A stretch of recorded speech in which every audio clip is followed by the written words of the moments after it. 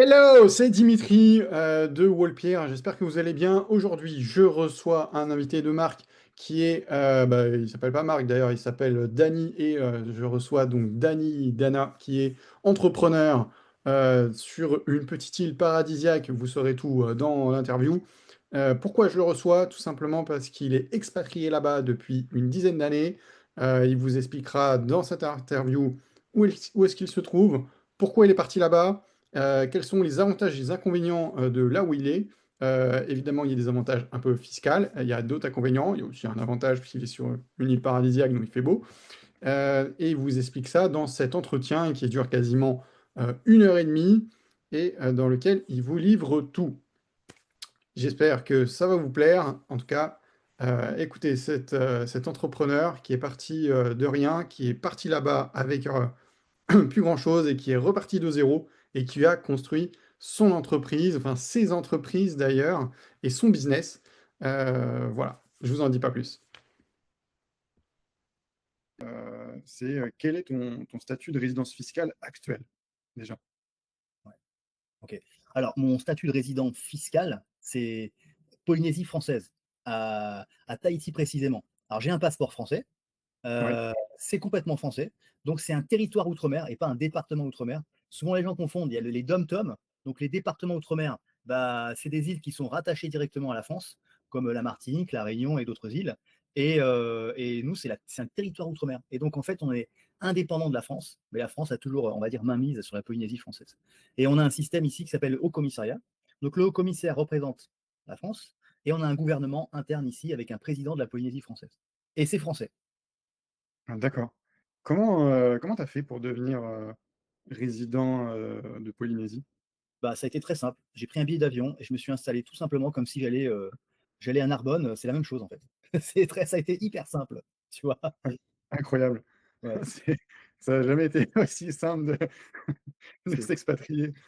ouais, Surtout simplicité dans même. un coin de paradis, quoi. Je veux dire, j'aime bien, j'imagine que l'Estonie et Tallinn, c'est plutôt pas mal pour pas payer d'impôts, mais ils ont pas, ils ont Alors pas les cocotiers, ils ont pas la plage, voilà. ils ont Donc pas la il plage. fallait mêler, en fait, il fallait mêler pour ma part un endroit qui change un petit peu bah, complètement de la France, mais il fallait quand même garder la culture française parce qu'en Polynésie, bah, on est en France et donc du coup on a toute la culture, on a le système médical qui est le même qu'en France. Alors c'est pas la sécurité sociale, c'est la CPS chez nous, ça s'appelle la Caisse Prévoyance Sociale. C'est la même chose qu'en France et donc il y a un système un peu différent. Et pourquoi la Polynésie française? C'est parce que bah, c'est français. Et donc quand tu vas en Estonie, bah, tu as un pays où ça parle pas français déjà. Ils n'ont pas la même culture. Tu vas dans les magasins, enfin j'imagine, parce que j'ai jamais été en Estonie, mais tu n'as pas les produits français. Et moi, quand je vais dans un magasin, j'ai tous les produits français. Et c'est ça qui est pratique. Et donc, tu restes avec un passeport français. Euh, Quand tu as des gamins, quand tu as des enfants, tu les amènes à l'école, c'est le même programme qu'en France. Quand tu es dans un pays étranger comme ça, bon, bah, là, c'est l'adaptation totale. Quoi. Tu pars dans un truc, c'est l'inconnu. Tu vois. Ah, mais totalement. Tu parlais du système de santé, donc tu as une carte vitale, t'as ta carte vitale ou tu as une autre carte vitale? Alors, c'est ça. Donc, nous, on n'a pas la carte vitale, on a une carte CPS. C'est une carte verte. Alors, c'est pas une carte réellement, c'est une carte papier. Mais on a la même couverture sociale. Le tiers payant, c'est le même principe. Il y a une différence quand même, j'en profite, c'est que nous, on n'a pas le même principe de retraite. La retraite n'est pas automatisée comme en France. On la paye. Alors, quand tu es salarié, tu la payes automatiquement, comme en France. Par contre, si tu es en ce qu'on appelle en entreprise individuelle, ou même en société, eh bien, quand tu n'es pas salarié, tu payes la cotisation à part. C'est volontaire. Donc, à toi de Ok, capitaliser si tu payes pas, enfin, si tu contribues pas à la caisse de prévoyance de retraite. d'accord. Tu vois. Ton statut en fait, de résident, est-ce que tu as eu des problématiques avec la France métropolitaine par rapport au fait d'avoir des comptes bancaires en France métropolitaine ou pas? Enfin, il y avait des Pas du choses particulières par rapport à ça? Pas du tout, aucune difficulté. Il faut prouver que tu vis au moins 6 mois et un jour en Polynésie et que les revenus sont en grande partie, voire même la totalité, en France, pardon, en Polynésie, et il n'y a aucun souci. Ça s'est fait très facilement, franchement. Donc, du coup, je ne fais plus de déclaration sur le revenu. Je ne fais plus de déclaration tous les ans. Là. Enfin, je crois que maintenant, c'est plus sur papier. On reçoit un papier, avant, on recevait, enfin, je me rappelle, hein, un papier sous film plastique bleu. Fallait mettre les revenus et puis tout un tas de trucs. Bah, ça, c'est fini, je ne fais plus. D'accord. Ouais, en effet, on est passé au full électronique et on voit que tu es tellement déconnecté de la métropole, Ouais, parce que c'est ça clair. fait déjà quelques temps. Ça fait combien de temps que tu es parti à 10 Tahiti? ans, un peu plus de 10 ans maintenant. 10 ans, ok. Ouais, Bah, c'est 10 c'est- ans. c'est énorme. Ouais, c'est Euh, beaucoup. c'est top. Et donc, aujourd'hui, donc, tes comptes bancaires sont dans une banque de Polynésie? C'est ça. Donc des comptes en Polynésie en local ici. Oui, Euh, plus de, j'ai plus, je pense plus. Non, j'ai pas de compte. Je fais un petit truc en France, mais c'est de l'épargne qui reste depuis X temps, quoi. d'accord. Et justement, c'est ce qui raccroche, enfin, l'épargne, l'argent, le patrimoine, c'est ce qui raccroche la fiscalité euh, à la France. Ouais. Donc, tu n'as plus de biens immobiliers, enfin, il y a plus de revenus du tout qui est issu de la métropole. Exactement. Il n'y a plus de revenus issus de la métropole. Zéro. D'accord. Et Ça a été d'ailleurs, facile pour toi? ouais, ça a été facile. J'ai du tout. Enfin, au départ, il a fallu tout organiser. Mais après, vu que tous les revenus sont faits ici en Polynésie, bah, ça c'est facile, quoi. Ça a été très facile.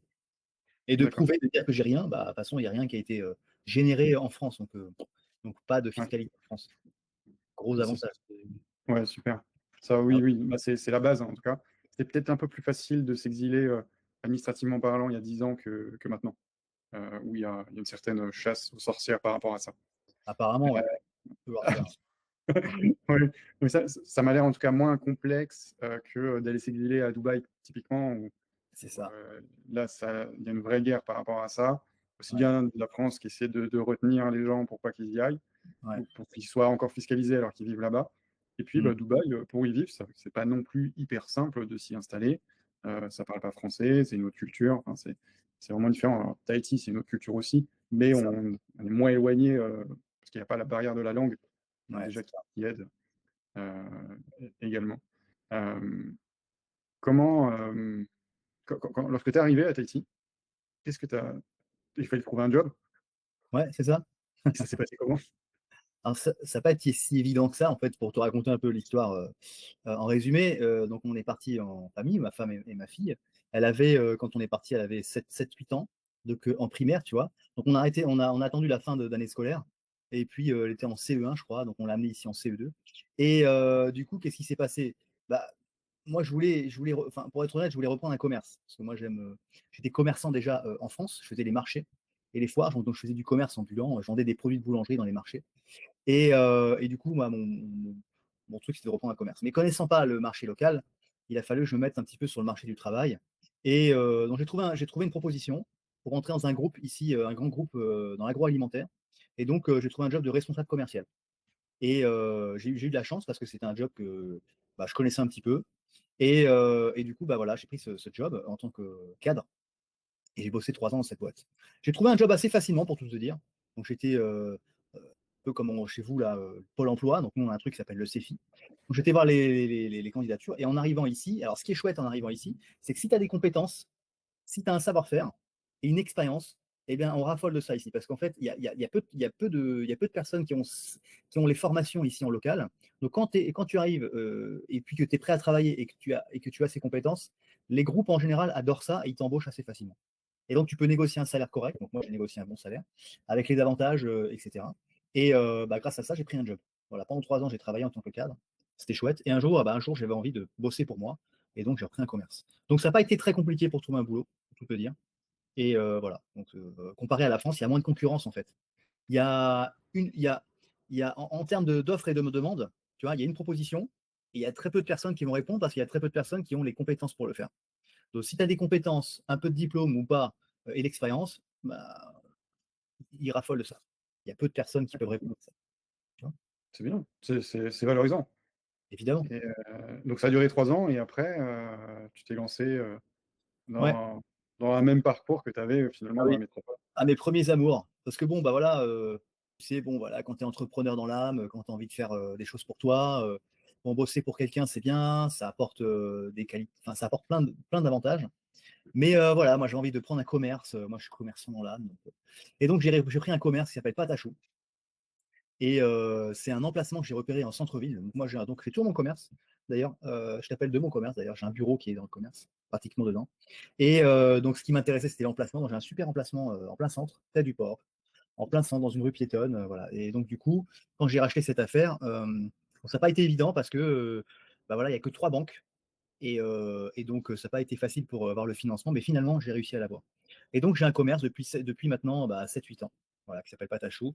Et après, j'ai eu dans mon aventure pas mal de choses. J'ai ouvert 3 restaurants en simultané et j'en ai revendu 2 récemment et j'ai gardé celui qui est en centre-ville.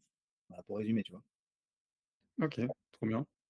Non, c'est vraiment, ouais, vraiment vraiment bien. Tu disais tout à l'heure qu'il y avait, pas de déclaration, fiscale pour l'impôt sur le revenu, c'est ça? Ouais, c'est ça l'avantage. Et j'ai essayé d'étudier un petit peu mon papier tout à l'heure, pour m'intéresser, aux différentes taxes qui existent, à Tahiti. Alors il y en a quelques-unes, mais elles sont toutes petites, par contre, il y en a quand même. Est-ce que tu Oui. peux énumérer, enfin, quelles sont les taxes qu'on peut, Donc, il y a des taxes quand même, hein. C'est pas un paradis fiscal où il y a zéro impôt. De toute façon, c'est assez rare. Ici, donc, on n'a pas l'impôt sur le revenu, ça c'est top. Par contre, on a l'IS, hein, l'impôt sur la société, comme en France, même principe. Ensuite, même on a taux? le même taux. On a le même taux. On a les impôts sur la transaction, l'IT aussi, en fonction de ton statut social. Intéressant. Et après, il y a la TVA. Donc, c'est l'IT, en fait, c'est l'impôt sur la transaction. Après, on a de la TVA qui est différente de celle de la France. On a de la TVA quand même. Alors, la TVA pour tout ce qui est alimentaire chez nous, c'est 5%. OK. La TVA pour tout ce qui est prestation de service, c'est 16%. Et on a une TVA à 13% aussi. Donc on a 5, 13, 16. On a même une TVA qui est à 0%. Alors celle-là, elle est méconnue. Mais 0%, alors c'est intriguant, pourquoi? 0% parce qu'on a le principe qui existait en France apparemment il y a très longtemps, des produits de première nécessité. Alors qu'est-ce que Mmh. c'est les produits de première nécessité? C'est tous les produits alimentaires, le sucre, la farine, les pâtes, le riz. Voilà, on a des produits comme ça, l'huile, où tu as pas mal de produits comme ça qui, où il y a des prix qui sont fixés dans tous les magasins. Donc, c'est des prix bloqués, les prix très bas, et donc c'est des taux à 0%. Il n'y a pas de TVA sur ces produits-là. Ça permet d'avoir des produits pas chers pour nourrir un maximum de personnes. Mais Tu vois. surtout de la matière première, au final, hein. Matières C'est premières, farine par exemple. Alors, pas toutes les farines, hein, ouais, évidemment, parce que ouais, tu as des farines de plus de qualité, là, les prix sont différents. Mais voilà, c'est des choses qu'ils ont gardées apparemment il y a très longtemps. Et ça permet, voilà, pour des personnes qui n'ont pas beaucoup de moyens, de pouvoir se nourrir correctement. Et ça, moi, je trouve que c'est top. Ça, c'est bien, c'est un truc qu'il faudrait s'inspirer de revenir peut-être en France, d'avoir des prix, voilà, des prix fixes sur des produits, voilà, comme le pain, par exemple. Dimitri, nous, le pain, la baguette de pain, elle a un prix qui est fixé par le gouvernement. Donc, le pain, la baguette classique, la baguette blanche, elle est moins chère qu'en France, pour que tout le monde puisse avoir accès, en fait. d'accord. Et Voilà. moins cher d'ailleurs, c'était une notion, Alors, du prix de la baguette? alors, un C'est truc, pas l'euro qu'il y a en Polynésie, donc voilà, donc un truc que j'ai pas dit, et donc ici, nous, on n'est pas en euros, on est en francs Pacifique. Donc, les prix, alors, les c'est francs qui font assez. pas la guerre. Voilà, donc en fait, nous, on parle beaucoup en millions, parce qu'on n'est pas, on n'est pas à 1 euro, tu vois. Donc, nous, pour donner un peu un ordre d'idée, 1 million de francs Pacifique, c'est 8 000 euros. Donc, du coup, 80 euros, c'est 10 000 francs chez nous. Donc, pour donner une idée, la baguette de pain, elle est à 65 francs. 65 francs, tu divises par. Alors, nous, c'est 119,3, ça fait 50 centimes d'euros. 55 centimes d'euros la baguette. OK. Tu vois? C'est le prix qu'on avait dans les baguettes, bas de gamme des supermarchés il y a 10 ans. Bah Grosso ouais. modo, on les trouvait à peu près entre 35 et 55 centimes. Et vous, c'est une baguette de pain. Et la qualité du pain, Oui, elle est typiquement? très bien. Bah, baguette de pain classique, blanche, pour ceux qui veulent. Après, voilà. Si tu veux des trucs plus tradition et compagnie, là, bien sûr, c'est plus cher. Mais Ouais. pour t'expliquer quand même qu'il y a il y a moyen de se nourrir pas trop cher. Voilà. Et, ça, OK, et donc, on est en francs Pacifique et pas en euros. Et la conversion chez nous, c'est 119,3 pour 1 euro. 1 euro égale 119,3 francs pour 1 euro. Donc, tu vois, OK. on est vite millionnaire ici. Nous, on est millionnaires, plus ou Trop moins. bien. Ouais, non, mais ouais, c'est un peu le cas sur, je pensais à Madagascar notamment, où il y a des expatriés français parce qu'il y a pas la barrière de la langue et Oui, pareil, la monnaie là-bas, ça monte très, très vite. 250 € c'est 1 000 000, de tu la vois. monnaie locale. Donc, au début, ça Heu, fait drôle, mais après, bon, tu t'y fais, quoi. Après, c'est plus le contraire. C'est quand tu vas en France, tout te paraît pas cher du tout, mais c'est très cher. Donc, les trucs à 1 euro. Bon, alors bien sûr, Dimitri, il faut que j'ajoute quelque chose, c'est qu'on a quand même des taxes indirectes. ah, On est quand même, oui, des taxes indirectes. Alors, il faut quand même les dire. C'est que tout ce qui est importé, alors la plupart des produits qui sont importés ont une taxe douanière. Donc nous, tout ce qu'on mmh. importe, il y a une taxe en moyenne de 30%. Donc en Ah fait, oui, la TVA est déduite. Ouais, en fait, quand tu importes un produit, par exemple, tu vas acheter, je sais pas moi, des vêtements. Alors, si ça dépasse une certaine somme, tu as la déduction de la TVA, donc la TVA est réduite et déduite, et ensuite, tu as une taxe de 30% sur la douane, taxe douanière. C'est les fameux D'accord, trucs qu'on voit, c'est les fameux trucs qu'on voit, Trump là, qui nous pond des taxes. Bah, nous, on a ça depuis très longtemps. Tout ce qui ça, est importé a une taxe douanière. d'accord, qui revient à l'État Ouais, qui revient. à Tahiti, quoi? À la Polynésie? Alors, en partie à l'État français, parce qu'il faut savoir que c'est grâce à la Polynésie. En fait, l'État français donne beaucoup d'argent à la Polynésie pour l'aider, mais en contrepartie, il y a une certaine reversion de l'économie qui est générée ici qui va vers la France. Donc en fait, c'est stratégique. Hein, c'est stratégique déjà. La Polynésie est stratégique parce qu'il y a une économie quand même qui est ici, et en plus stratégique pour des questions géographiques. Tu vois, c'est très bien D'accord, situé. La plupart des gens ne savent pas où se trouve la Polynésie française sur la planète. Quand tu dis Tahiti, les gens confondent Haïti.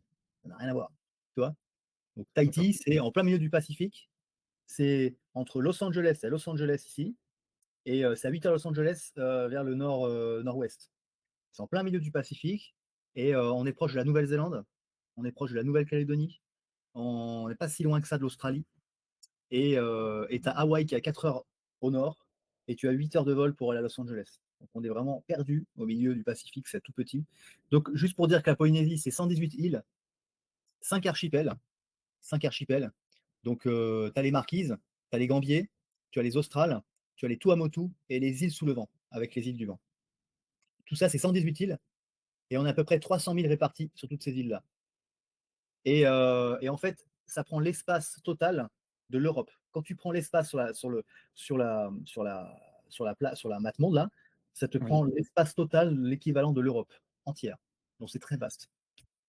Et comment les gens se déplacent en bateau, en avion? En bateau, en avion, bateau-avion.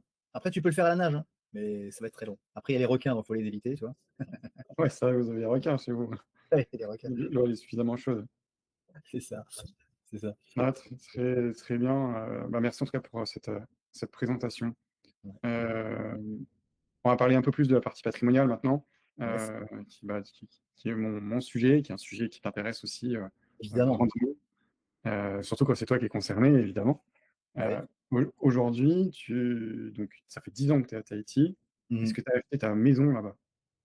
Oui, j'ai acheté ma maison, que j'ai revendue d'ailleurs, il n'y a pas si longtemps que ça, parce que en m'éduquant, en me formant, j'ai compris que c'était pas forcément utile d'avoir une résidence principale, et il était plus intéressant de louer et d'investir dans des biens immobiliers pour les louer et construire un patrimoine, quoi, constituer un patrimoine. Donc j'en avais une. Euh, alors en fait, pour être très honnête, effectivement, quand on apprend à faire des rendements à 10, 15, voire 20%, voire plus, c'est plus intéressant d'avoir du patrimoine immobilier et rester locataire. Par contre, c'est vrai que si tu ne sais pas faire au moins 5% de rendement, ça vaut le coup de rester avec une résidence principale. Donc, c'est ce que j'ai appris. Je ne sais pas si c'est une bonne chose ou pas, mais le fait d'avoir sa résidence principale, c'est pas forcément bon. Et alors ça c'est mon choix personnel. Je préfère être libre de pouvoir aller où je veux, quand je veux, et si l'endroit ne me convient pas, eh bien très rapidement je peux changer de commune, quoi. C'est ça l'avantage. D'accord. Donc là, tu as acheté des biens que tu as mis en location ou c'est dans les projets? C'est ça. Ouais. Bon, j'ai des biens que j'ai mis en location, qui sont en location. Donc une partie en saisonnier, donc Airbnb, ou une partie en location meublée. D'accord. Meublé, donc non, non. Voilà. Pourquoi meubler? Il y a un régime LMNP comme en France ou Ouais, juste alors des je ne pratiques? connais pas le régime LMP, mais je pense que ça doit être soit la même chose, soit quelque chose de très, très équivalent. Donc alors, il y a beaucoup de meublés ici en Polynésie parce qu'il y a beaucoup de gens qui reviennent, qui repartent. Alors ce qu'il y D'accord. a, c'est qu'il y a beaucoup de fonctionnaires. Il y a un truc qui est mal connu. Il y a des gens qui en profitent. C'est que tu as des personnes qui sont fonctionnaires d'État ou territoriales, des personnes qui sont dans l'éducation financière, un peu de militaires, beaucoup moins maintenant, et donc qui font comment on dit ça? Alors, les militaires, c'est les OPEX, les opérations, et voilà, et par exemple des profs qui viennent pendant 2 ans ou 4 ans, ils viennent ici, ils font leur job, et donc du coup, ils sont exonérés d'impôts, et ils ont eu en plus une majoration sur leur salaire, qui est en général de 1,8 voire x2 de leur salaire. Donc le gars qui gagne 2000 euros là-bas, qui fait son job dans un collège, il va venir ici, il va gagner 4000 euros, parce qu'il est éloigné, etc. Ça, faut le savoir. Pas dans le privé, hein, dans le public. Et donc D'accord. là où je veux en venir, c'est qu'il y a beaucoup de gens qui reviennent et qui repartent quand même. Il y a une partie de turnover, tu vois. Et donc il y a beaucoup de locations meublées. Donc les gens viennent, ils louent pendant 1 an, 2 ans, 3 ans, renouvelable, et après ça repart. Donc il y a beaucoup de logements où ça tourne, tu vois? D'accord. Pas comme en Et France, où les Français, tu sais, ils louent pendant 20 ans, ils sont toujours dans le même logement, ça bouge pas jusqu'à éternam, ouais, ad il meurt dedans. c'est ça, ils Il meurent. meurt même dedans, ouais. Et Ouais, donc ces revenus immobiliers, ils sont déclarés en Polynésie? Tu les déclares ou? bien sûr, ouais, c'est déclaré, hein. C'est Ok, déclaré, dans alors je sais pas parce qu'en France, j'ai plus trop la connaissance de la fiscalité, mais ça doit être quelque chose équivalent à vérifier à la France. Là, par contre, je peux pas comparer, mais il y a une déclaration, pareil, le taux n'est peut-être pas forcément le même, en fait. d'accord. Oui, enfin, il faudrait s'intéresser à ça. Mais ok, c'est génial. Euh, Alors, on a parlé d'immobilier. Il y a aussi bah, le patrimoine qui n'est pas immobilier, qui est le patrimoine mobilier ou financier. On Ouais. avait déjà échangé qu'il y avait ensemble sur le sujet. Il y a enfin, on ne peut pas ouvrir certains comptes en Polynésie qui n'existent pas. Il y a d'autres choses qui existent. Comment s'est constituée toute la partie bancaire, produits, placement en Polynésie? Écoute, on a le livret A, comme en France, déjà. Ensuite, on a des produits, qui sont équivalents à la France, mais qui sont pas, fiscalement, taxés comme en France. On n'a pas tant de choses au niveau bancaire. On a des assurances vie aussi, qui sont aussi équivalents à la France. Qu'est-ce qu'on a d'autre? On a de l'épargne salariale, on a de l'épargne retraite. Donc là, c'est plus hors bancaire. Là, c'est plus bah voilà, des gestionnaires patrimoine qui proposent ça, qui sont équivalents à la France. Et on peut investir sur des profils différents, hein, sur des profils modérés ou risqués ou monétaires. Donc, même principe qu'en France. Le seul truc, c'est comme il n'y a pas d'impôt sur le revenu, bah, on n'est pas imposé sur le revenu. Alors, il y a un impôt quand même qui est fait, mais voilà, c'est moins taxé qu'en France. Tu vois? D'accord. Mais mais en gros, il y a des produits un peu équivalents Ouais, sur ça. il y a des Euh, produits. Toi, de ton côté, qu'est-ce que tu as mis en place rapidement en tant qu'expatrié? Les produits ressemblent un peu, donc tu as peut-être fait quelque chose d'identique. Ouais, on est quand même sur de l'équivalent de ce qui se fait en France. Alors, ce qui est important chez nous, comme je disais, il y a la caisse de retraite, elle est pas forcément obligatoire. Quand tu es hors salarié, hein, quand tu es salarié, c'est obligatoire. Donc, moi, je suis dans un régime, ce qu'on appelle de revenus non salariés. Je crois qu'il y a l'équivalent en France, le même principe. Oui, travailleur non salarié, oui. Non salarié, voilà, et bon, du coup, tu as moins de taxes. Mais par contre, tu dois enfin, entre guillemets, tu dois te débrouiller pour te constituer ton propre patrimoine pour capitaliser ta retraite. Sinon, tu n'auras pas grand-chose à la retraite, donc il faut s'organiser. Donc concrètement, moi, comment j'ai fait? Bon, je suis encore loin de la retraite, hein, mais voilà, j'ai moins de 50 ans, donc, mais quand même, ça va vite. Donc l'idée, c'est de construire du patrimoine immobilier, de capitaliser une épargne avec, par exemple, pour être très honnête, j'ai pris un truc qui s'appelle, alors je sais pas si vous savez, la mondiale, ça existe en France, hein. Ouais, j'ai 2 heures, oui. AG2R, du coup, voilà. Moi, donc, j'ai pris des produits à l'AG2R pour constituer du patrimoine, de l'épargne retraite, tout simplement, voilà, à long terme. Après, ce que j'ai fait, évidemment, j'ai pris des produits en bourse, des ETF. Moi, ce que j'aime bien, c'est la S&P 500. Donc, personnellement, je fais ce qu'on appelle du DCA. Donc, tous les mois, je mets une somme fixe. Et puis, je laisse tourner, peu importe ce qui se passe. Et donc, bon, avec l'effet cumulé, avec l'exponentiel, eh bien, logiquement, avec une simulation, je sors avec voilà, avec une somme d'argent qui serait suffisant pour prendre ma retraite. Mais bon, entre guillemets, Dimitri, quand tu es entrepreneur, donc là, je rajoute ma casquette d'entrepreneur, la retraite, elle n'existe pas chez nous. Nous, on ne prend pas notre retraite. Nous, nous, je parle au nom des entrepreneurs, c'est peut-être pas le Oui. cas pour tout le monde, mais moi, je me vois mal rester au bord du lac toute la journée à pêcher, tu vois. Je vais m'emmerder.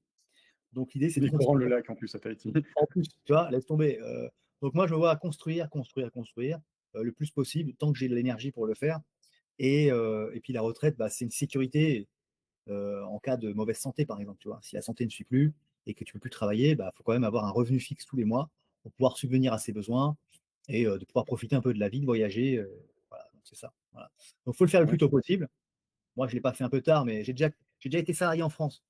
Donc, du coup, j'ai quand même constitué de la retraite en France. Donc, si le jour de la retraite à 60, je ne sais plus, ça a changé maintenant, je ne suis plus les trucs 65 ans, ouais, 63, 64. 63, 64 ans, eh bien, je vais avoir une partie où j'ai cotisé en tant que salarié en France et une partie ici que j'ai constituée en Polynésie. Donc, ça, c'est sûr. Voilà comment ça se passe, la retraite. Ok. Ben, c'est super hein, ce qui a été mis en place. En tout cas, tu es obligé, puisqu'il y a pas de retraite pour les travailleurs non salariés, il y a pas le RSI, il y a rien d'assuré, Voilà. pour ces personnes-là et les autres dirigeants, de Tahiti, est-ce qu'ils font comme toi ou est-ce que, Alors, heu, elles font comme comment ça moi. se Alors effectivement, je suis très au fait parce que je suis très connecté avec pas mal d'entrepreneurs ici. J'ai représenté ici d'ailleurs beaucoup de commerces parce que j'étais président d'une association qui s'appelle Papeete Centre-Ville et qui représente 400 commerces à Papeete. J'étais très au fait aussi de la chambre du commerce. Enfin, j'étais voilà, très, très sollicité dans pas mal de choses. Et comment ils font? Donc effectivement, il y a beaucoup de gens qui font de l'immobilier, parce qu'ici c'est quelque chose, c'est un levier qui peut vite faire. Voilà, à long terme, ça vaut le coup. À court terme, ça rapporte pas grand-chose, on le sait tous. L'immobilier, d'accord. c'est à long terme. Et puis, on s'intéresse beaucoup bah, à la crypto-monnaie, à la bourse. Euh, et donc, il y a pas mal de gens qui investissent de plus en plus dans la bourse, par exemple. C'est facile. Alors, juste pour dire que nous, on a des plateformes qui sont pas. On ne peut pas adhérer à certaines plateformes, malheureusement, comme Desgiro, je crois que c'est ça, Desgiro. Hein, Oui, c'est, Desgiro, on peut. c'est les Pays-Bas, des Girons. Donc voilà, beaucoup de gens utilisent Desgiro. Nous, on utilise Interactive Broker. Ici, Ouais on utilise Interactive et Broker. Et il y a d'autres trucs qu'on ne peut pas. Voilà. Il y a certains blocages que je ne sais pas pourquoi. Il y a pas mal de blocages où on ne peut pas, voilà, pas profiter de certaines plateformes pour investir. en dehors de l'investissement, tu parlais de plateforme, il y a des choses, je crois que vous n'avez pas Amazon, vous n'avez pas AliExpress, vous n'avez pas Temu, vous n'avez pas, Shein, vous Alors, n'avez pas tout ça? exactement. Voilà, tout ce que tu viens de dire, on n'a pas. Parce que c'est très éloigné, donc il y a des coûts de fret importants, d'organisation, le stockage, etc. Alors, pour des raisons X, on n'a pas Amazon, on ne peut pas recevoir certains produits d'Amazon. On ne peut pas, Temu, tout ça, on n'a pas. Alors, c'est un mal pour un bien. Parce que bah, on est très ici quand même, on aime bien travailler en local. Parce que tout ce qui est importé, c'est cher. Donc, du coup, on a plus tendance à faire travailler l'économie locale en consommant de la consommation locale. Tu vois. Quand tu veux, par exemple, un camembert président, ou un camembert lait cru français qui t'achète à 2 euros dans le magasin en France, chez nous, bah, comme il doit prendre l'avion, comme tu dois lui payer son billet d'avion pour venir, et que c'est 15 000 km pour le faire venir, bah, tu as ton camembert à 10 euros. Eh oui, monsieur. Les Et caprices des la bouteille de vin, elle doit être une fortune le aussi. vin, c'est taxé à 300%. Donc, si tu veux un vin qui est vendu chez vous à 10 euros, bah, tu l'achètes ici à 30 euros. Le champagne, tu n'as pas moins de 80 euros. Premier champagne, premier prix, 10 000 francs, 80 euros. Donc, toi, il y a des avantages et des inconvénients. Tout ce qui est importé, c'est très cher. Bon, tu as des choses qui sont moins chères. Mais bon, comme on n'a pas tout ça, les Amazon et compagnie, eh bien, il y a des produits de luxe. Donc, quand tu arrives ici, tu vas dans un magasin, tu ouvres le truc, tu vois les produits français qui arrivent par avion, c'est une fortune. C'est une vraie fortune. Les caprices des dieux, je sais pas si les gens connaissent. Moi, quand je vais en France, ouais, à 1,50 €, chez nous, il y a 10 euros. Tu hallucines. C'est comme ça. C'est logique, Dimitri, en fait. C'est logique. Mais oui, il a pris l'avion. Si tu vis au Japon et que tu veux consommer des produits français, eh bien déjà, c'est un produit qui est rare et qui fait venir en avion.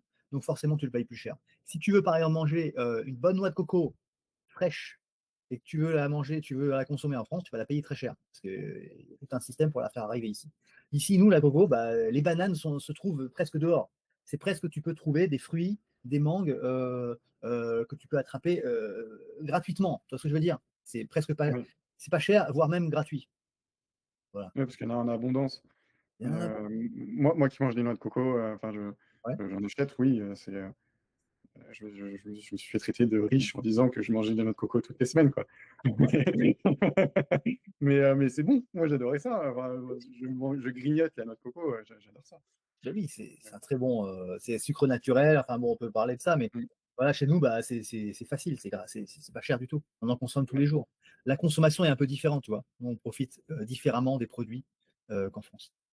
Et tu parlais du Japon, j'ai entendu la rumeur comme quoi les melons français pouvaient coûter jusqu'à 300 euros le melon au Japon. Bah, c'est pas impossible. C'est pas impossible. Déjà, c'est un produit un peu méconnu chez eux.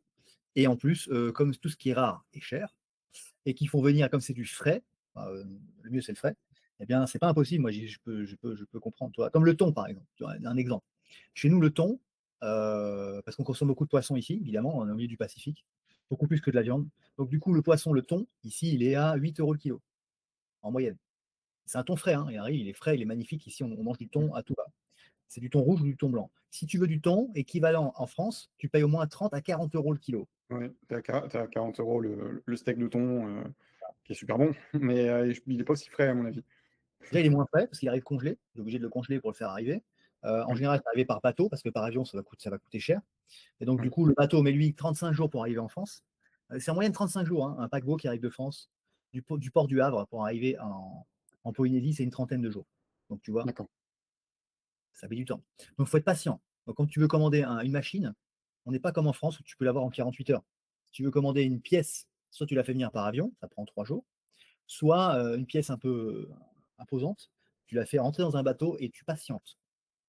Entre le fait de l'embarquement, le trajet, l'arrivée ici, la dédouanement, etc., Bonnement, ouais, c'est dédouanement, donc c'est moins 2 mois.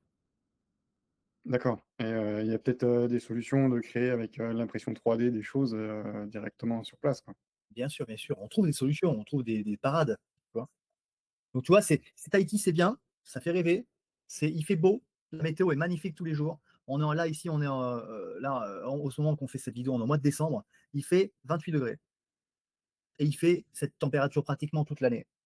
On a un peu une période de pluie, mais c'est épisodique. Donc en fait, la météo est magnifique, les gens sont gentils, ici on se tutoie, l'ambiance est plutôt bon enfant. On n'a pas tous les trucs qu'on entend, l'actualité en France où c'est assez. Bon, je vois ce qui se passe hein, parfois. On n'a pas les mêmes infos. Alors, on peut avoir les infos françaises, on a les infos en local, ce n'est pas du tout la même chose qu'en France. On n'a pas les mêmes. Ouais, L'actualité est différente, tu vois. Donc, l'avantage, c'est que c'est loin, c'est cool. On est loin de tout ça, on est loin du stress qu'on peut avoir en France pour certains. Et l'inconvénient, bah, tu es loin, tu vis très loin, tu es au milieu de rien. Et donc, du coup, tu es obligé de faire avec. Et il d'accord, y a aussi l'éloignement de la famille, parce que forcément, c'est des prix impayés, tu vois. Donc, tu payes le prix de l'éloignement, aussi du coût, parce que quand tu veux te déplacer et d'aller voir la famille en France, il faut que tu payes un billet d'avion à au moins 2 000 € l'aller-retour pour aller à Paris. Donc, il faut avoir les moyens de voyager aussi. tu Et mets donc, 2 jours apparemment, ouais, tu fais d'après, 2 jours. les échanges qu'on voit. Mais 2 jours, bah, quand je viens en France, bah, voilà, c'est tout de suite un périple. C'est 8 heures. Alors, c'est 8 heures de vol, Tahiti, Los Angeles ou San Francisco, voilà, pour dire le côté ouest des États-Unis. Et ensuite, 12 heures de Los Angeles, de la côte ouest des US pour arriver à Paris. Donc, tu vois, 8 heures plus 12 heures avec l'escale, tu arrives, t'es rincé, quoi.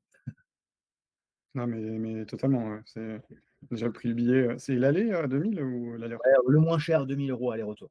Voilà. Ah OK, Bon, d'accord, c'est une somme. Ça peut paraître important pour certains, mais 2 000 €, c'est pas non plus une grosse somme pour certains. Ouais, 2 000 € le moins cher aller-retour, c'est ce qu'il faut compter pour venir en Polynésie aller-retour. d'accord, très bien, on va continuer à parler de la Polynésie. Grosso modo, pour, pour louer un bien immobilier, combien ça coûte? Alors évidemment, il va falloir convertir en euros s'il y a des personnes qui Ouais, veulent s'expatrier là-bas, ouais, voilà. profiter, du coco et des mangues. Combien ça coûte de vivre? Il n'y a pas d'impôt, mais et combien ça coûte de vivre là-bas? Alors, j'ai envie de dire, on peut comparer un peu à la France parce que du coup, on a le centre-ville, donc on pourrait prendre l'équivalent de Paris, ok? Bon, beaucoup moins important, c'est un petit centre-ville. Ici, si tu veux vivre en centre-ville, il faut compter. Alors, je te donne une idée, parce que alors, faut compter 150 000 à peu près pour un F2 par exemple. En euros, ça ressemble à 1 200 €. Voilà, 1 200 € en plein centre pour un F2. Voilà, à peu près. D'accord, OK. On peut avoir des prix moins chers, des emplacements différents. Dès que tu t'éloignes un petit peu plus, un peu dans la campagne, on va dire, mais la campagne, c'est à 10 kilomètres, tu peux taper sur des 100 000. Le prix le plus bas, c'est quand même, il faut compter comme 80 000 francs. Donc 80 000 francs, je fais la conversion, ça fait 600, 700 €. OK, faut comme pour se loger, il faut compter 600, 700 € par mois. Et après, ça peut taper très haut, hein. Tu as des villas, tu as des trucs avec des piscines, avec des vues sur l'océan, un truc de fou. Euh, voilà, ça peut aller très loin. Tu pars des locations à 3 000, 4 000 € le mois, mais par contre, tu as un joli spot, hein. Tu as un truc, c'est la carte postale, quoi. Donc en d'accord, moyenne, compter entre 1 000 et 1 500 € pour se loger, quand même. Quelque chose de d'accord. correct. Est-ce que c'est la principale dépense, ou il y a d'autres dépenses, qui sont assez importantes? Alors, tout dépend du revenu de chacun, c'est évident. Le revenu ici, alors il y a un peu de tout, hein, parce qu'il y a pas mal de fonctionnaires qui gagnent très bien leur vie ici, ils sont à 4 000 € à peu près par mois. Les profs, ils sont entre 5 à 6 000 par mois et ne payent pas d'impôts. Je te dis qu'ils sont quand même heureux, ils vivent bien, ils ne sont pas à plaindre. Donc quand tu gagnes 5-6 000, bah, tu peux te payer un truc à 2 000 € par mois, sans problème. Il suffit que tu sois en couple et que tu as le même principe, c'est deux profs. J'ai des copains, toi, ici, ils sont profs, et ils gagnent presque 10 000 € par mois à deux. Ils sont à 10 000 € à deux, et donc ils peuvent se payer une location, une belle maison à 3 000 € par mois, sans problème. Et ils ont assez pour vivre largement, tu vois. Donc, est-ce que c'est un sujet où effectivement la plupart des gens, quand même, on peut le voir, le paiement d'une location, c'est quand même une bonne partie du revenu, il faut quand même le dire. Oui, Que ce soit en location ou en résidence principale avec un crédit bancaire. C'est toujours le même principe. C'est en général 30% du revenu, quoi. On peut le voir. Et que de toute façon, en général, on a le même principe du taux d'endettement qu'en France, c'est 35%, 33 ou 35% d'endettement. Donc les gens, en général, vont au taquet, et donc ils sont à 30-35% de leur revenu, quoi. Voilà. c'est ça qui fait, en fait, qui donne la maîtrise de la valeur du bien immobilier. C'est que la valeur locative, en fait, elle va se plafonner jusqu'au revenu que les personnes ils peuvent s'endetter entre guillemets au maximum C'est ça. pour pouvoir se loger. C'est assez, Bah, c'est ça. c'est à double tranchant, quoi. Si on veut vraiment bien vivre, il faut être largement au-dessus du revenu local. Voilà, ça fait déjà 30 minutes que vous regardez cette vidéo. J'espère que ça vous plaît. Et il vous reste encore 1 heure. En attendant, pour cette petite pause, merci de liker la vidéo et de vous abonner à la chaîne. Ça nous permet bah, déjà d'être mieux référencés et de mieux orienter notre contenu par rapport à ce qui est souhaité pour les personnes qui regardent la vidéo. J'espère en tout cas que jusque-là, on a traité des beaux sujets. Il reste 1 heure de sujet avec Dany sur sa fiscalité en Polynésie et sur bah, voilà, tout ce qu'il a mis en place en termes de gestion de patrimoine. Ouais, il faut quand même constituer un revenu plus important. Il faut faire du revenu, quoi. Il n'y a pas à chier. Moi, je te reprends la casquette d'entrepreneur. Il faut générer un maximum de revenus pour avoir le choix d'avoir plus de. Parce que quand tu fais un crédit immobilier et que je dis, mais si tu gagnes 5 000 €, ok, tu vas à 35% d'endettement.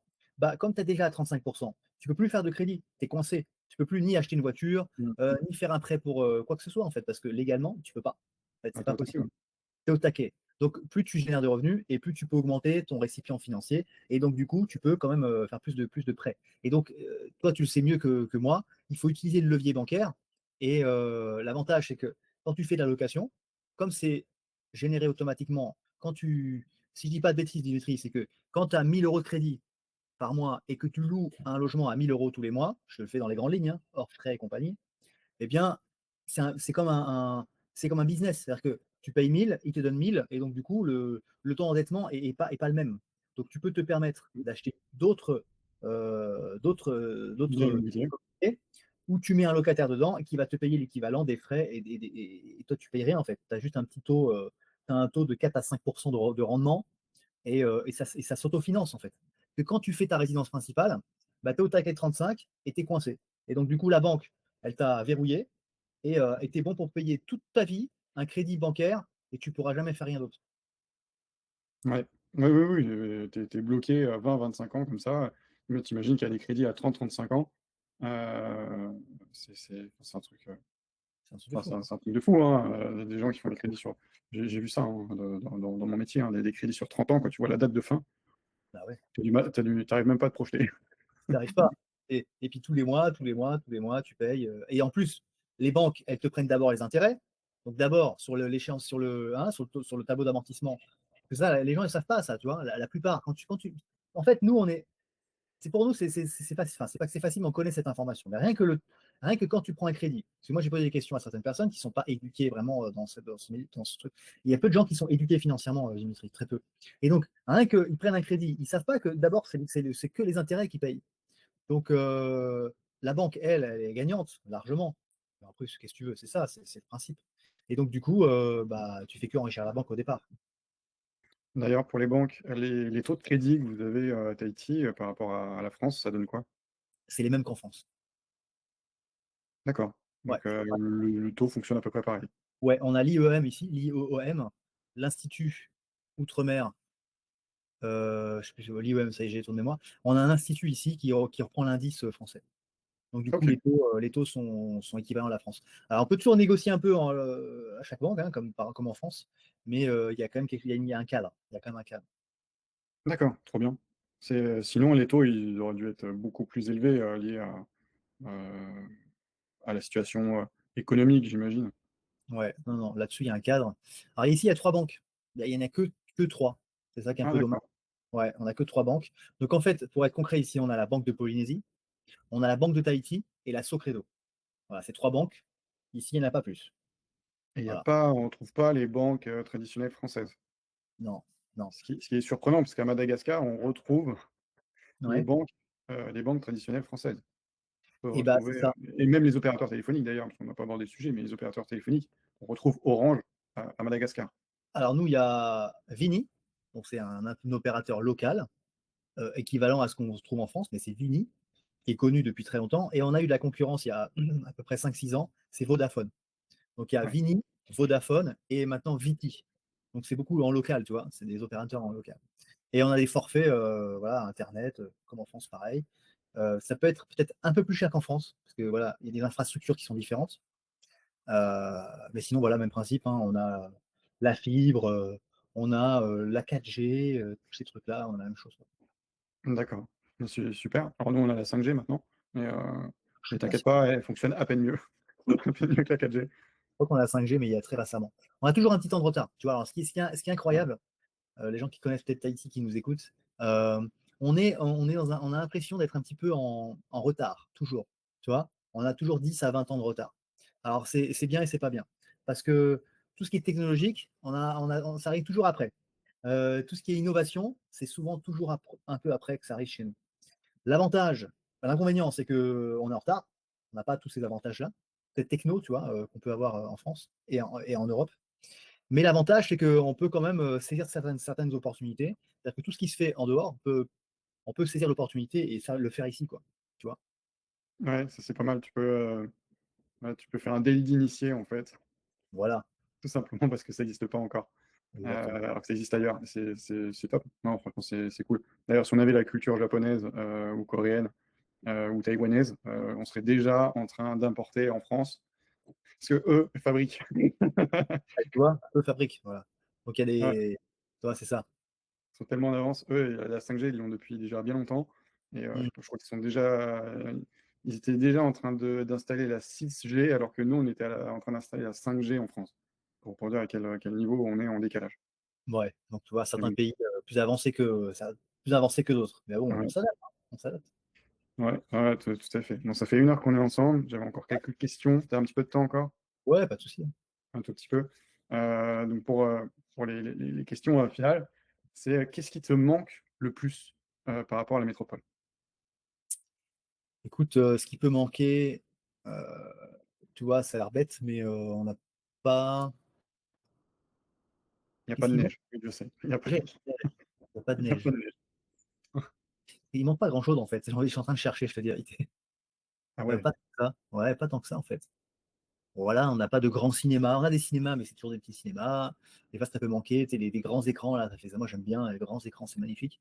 Euh, Peut-être certains artistes que tu n'as pas accès parce que ici, bah, les spectacles sont limités à 5000 personnes. On n'a pas de grands trucs. mhm, On n'a pas les jeux. Et puis, certains stars ne viennent pas ici, c'est trop petit. Voilà. Mais il manque pas grand-chose, en fait, pour tout te dire. Franchement, on s'adapte vite. Qu'est-ce qui manque? Franchement, on a tout ce qu'il faut. On a tout ce qu'il faut. En fait, on est plus connecté ici avec la nature. En fait, la vie est différente, hein, celle qui est en France, hein, quand même. On est connecté plus à la nature, on accepte plus les choses simples, tu vois. Alors, on a des voitures de luxe, on a tout ça, il n'y a pas de souci, hein, on a de quoi faire. Euh, mais on est plus quand même, on aime plus la nature, en fait, hein. Les paysages sont magnifiques. Ici, c'est la montagne, en fait. Ce qu'il faut savoir, c'est que c'est pas une île plate. Tu as la montagne, donc c'est très montagneux, c'est magnifique. Et puis, tu as d'accord. le lagon qui peut avoir des couleurs de fou, les plages superbes, et tu peux voyager dans les îles assez facilement. Tu prends un bateau, tu prends un avion, tu te retrouves vite dans une île superbe, et donc on profite plus de la nature en fait. Le dimanche, bah, on se promène dans la nature, on va à la plage, et comme la météo est quand même assez sympa toute l'année, bah, tu profites quoi. Tu vois. Voilà. Donc qu'est-ce qui manque? D'accord. Bah, qu'est-ce qui peut manquer? Par exemple, d'aller au ski. Bah, tu ne veux pas faire du ski parce qu'il n'y a pas les. Voilà. Donc tu es obligé de prendre l'avion, tu vas aux US, en général, on va aux US ou en Nouvelle-Zélande. Et puis on va faire notre petit trip à la neige, à la montagne enneigée. Voilà. Qu'est-ce qui manque? Il y a juste l'éloignement de la famille qui peut être un peu peu embêtant, mais c'est tout. Voilà, mais c'est un prix à payer, quoi. Ok. Si, si tu avais à le refaire, qu'est-ce que tu changerais? Ah bah, il n'y a rien à refaire, je ferai la même chose. Je refais la même chose. Dimitri, je regrette pas du tout ma décision parce que ça fait 10 ans que je suis parti. On a pris cette décision, déjà d'une, c'était pas que pour moi, c'est pour être très honnête, c'était parce que ma fille, donc j'ai un enfant, hein, maintenant elle a 19 ans, et l'idée c'était pas qu'elle connaisse ce que moi j'ai connu quand j'allais, parce que j'ai grandi dans la région parisienne, j'ai grandi dans le Val d'Oise, à Besançon, pour ceux qui connaissent, et ensuite j'ai habité longtemps à Argenteuil, et ça fait pas rêver. Ouais, Et donc ma fille a 7, 6, 7 ans, je voyais que ça n'allait pas, les écoles publiques en France, voilà, je trouvais que c'était pas bon. Et donc, je voulais qu'elle connaisse, voilà, d'aller à l'école ici à Tahiti. Donc, quand tu as un gamin qui va en savate à l'école et qu'il n'y a pas de. Il y a très peu de. Comment dire? Il y a peu de violence, très peu, voire même pas du tout. Les gens sont assez respectueux, tu vois. Donc, elle a connu toute sa scolarité dans une ambiance plus sympa, quoi. Voilà, avec des gosses qui se battent pas entre eux, qui s'insultent pas et des problèmes comme on peut voir en France. C'était surtout pour ça. Et puis surtout, évidemment, je le dis, comme j'étais commerçant en France, que je me faisais taxer dans tous les sens, et que le RSI, tu parlais du RSI, j'ai oublié ça que je payais du RSI, que je payais de l'URSSAF. On n'a pas l'URSSAF ici, on n'a pas d'URSSAF. Ce vocabulaire est totalement. J'ai oublié que ça existait, tu vois. Donc, plus d'URSSAF, plus de RSI et plus d'impôt sur le revenu. Parce que j'en avais marre de me faire taxer, j'en avais marre de me faire taxer en tous les sens. Et du coup, c'était une des raisons aussi pourquoi je suis parti. Et aussi la météo, parce que quand moi j'étais commerçant quand même sur les marchés, en hiver, c'était pas drôle. En été, c'était cool. Les gens étaient là, ah oui, c'est super ce que tu fais, c'est génial. Il fait beau, l'ambiance est sympa, tu es à côté du maraîcher qui vend ses tomates. Tu vois, ça fait ça donne envie. Mais quand tu es, au mois de décembre, janvier, et que tu travailles dehors, et que tu es, en pull, tu as ouais, toi sur toi, et que tu te tailles les miches, moi j'en avais marre. Donc du coup, je me suis dit, je vais me barrer, j'ai un endroit où il fait beau, où les gens ils sont gentils, il n'y a pas de stress, et il y a moins d'impôts. Et donc la solution, c'était quoi? Polynésie française. Let's go. Et c'est ce que j'ai fait. Donc je regrette pas du tout. Maintenant, je ne dis pas, peut-être qu'un jour je le changerai. Parce qu'à un moment donné, quand tu es habitué à partir comme ça, bah, c'est vrai que tu as envie de bouger aussi. Il y a une certaine liberté, tu vois. Donc, ouais. C'est un peu nomade qui ouais, redonne voilà. C'est ça. Il y a le côté un peu envie de découvrir. de découvrir. Alors, en plus, tu es entrepreneur, donc tu aimes bien aussi sortir de ta zone de confort. C'est pas un long fleuve tranquille. Si tu as goûté déjà une expatriation, bah, tu es toujours attiré aussi de t'expatrier un petit peu ailleurs. Mais pour l'instant, j'y suis très bien, j'ai pas envie de changer. Et revenir en France, je ne m'y vois pas du tout. Je ne sais pas comment je pourrais, je ne sais pas où j'irais, je sais pas. Pourtant, j'ai la famille qui est en Bretagne. J'aime beaucoup la Bretagne, c'est très sympa. Mais pour y vivre, je ne sais pas. Ouais. Ouais, ça donne pas envie, c'est Non, certain. non. Mais oui, pourtant, c'est sympa, hein. Et tu manges des galettes, des bonnes galettes. Ah Euh, oui, ah oui, les oui. bonnes galettes, des crêpes. Les galettes, les crêpes, ouais. Voilà, la gastronomie française, c'est vraiment top. Tu as des restaurants, tu manges super bien. Les régions sont belles. La France, en fait, c'est un beau pays. La France, tu as des régions qui sont magnifiques. Sauf que, malheureusement, ou heureusement, je ne sais pas comment tu peux le dire, euh, voilà, les taxes, l'ambiance. Tu regardes la télé à 20h le soir, les infos, c'est que des mauvaises nouvelles. Je ne dis pas que tout le monde est comme ça, mais quand tu vas à Paris, faut pas que tu regardes trop les gens dans les yeux, sinon ils vont penser que tu veux les agresser. Ouais. Voilà, la sécurité, c'est pas terrible, quoi. Tu vois, quand je vais à la gare du Nord, tu as peur. Tu te dis, mais il faut que je baisse les yeux parce que, tu vois, et je regarde personne parce que si on sait jamais, quelqu'un m'adresse la parole, tu vois. Ouais, J'exagère, gare du Nord, gare de l'Est, ouais, hein, ouais, tu vois. ouais, c'est pas fou, ouais. Bon, Je je ne veux pas comprends. critiquer, mais la France, c'est un très beau pays. Mais voilà, on voit comment ça se passe, la gestion du. Ah, c'est le bordel, quoi. C'est pas possible, c'est dommage. Et je sais qu'il y a plein de gens qui souhaitent trouver une autre solution. Et moi, ce que j'ai envie de dire là, Dimitri, c'est qu'à un moment donné, il faut prendre son courage et dire, allez, j'ai qu'une vie, j'essaye quelque chose, et ça marche pas, de toute façon, rien n'est irréversible, on peut toujours revenir en arrière, tu vois. Donc, rien n'empêche, ah oui, j'ai un crédit, oui, j'ai une voiture, il faut savoir dire, écoute, moi, j'ai tout vendu, quand je suis parti, j'ai tout revendu, je me suis débarrassé de tout ce que j'avais, et j'ai pris ma valise, et j'ai pris un billet d'avion, et on est parti. Et du coup, la preuve, c'est que ça fait 10 ans que ça a été fait, et je suis toujours vivant. Et voilà, donc pour dire que s'il y a des gens qui se posent la question, est-ce que je dois partir? Est-ce que je ne dois pas partir? Est-ce que je veux rester? À un moment donné, il faut se bouger et puis prendre ses responsabilités et prendre ce qu'on appelle un peu le risque de prendre le risque. Et puis de toute façon, il se passera toujours quelque chose de positif. Ce sera pas facile. Peu importe les gens où ils vont, dans quel pays, et je dis pas de venir en Polynésie, c'est pas le but. Mais putain, la vie, elle est faite où il faut quand même profiter de la vie, quoi. Pas rester 20 ans, 30 ans au même endroit. C'est absurde, en fait. Pour moi, hein, c'est absurde. C'est tourner en rond et ne pas vivre sa vie comme on peut. Surtout quand on a Ouais. encore l'énergie, tu vois. Ouais, non, je comprends tout à fait. Si demain il y a quelqu'un, ou là tu t'adresses à quelqu'un qui hésite, tu lui donnes quoi comme conseil? Bah fonce, vas-y. Te pose pas de questions, en fait.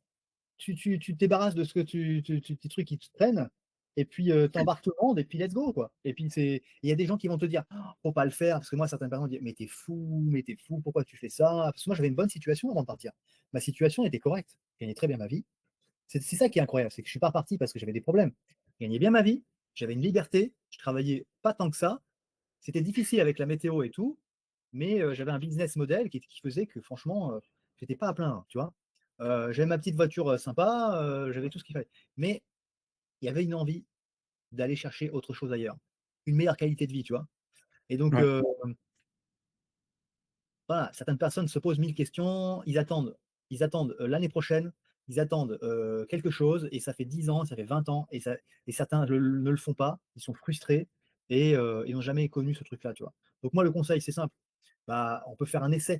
Tu vois. Par exemple, tu prends un billet d'avion. Maintenant, on peut prendre des billets d'avion en aller simple.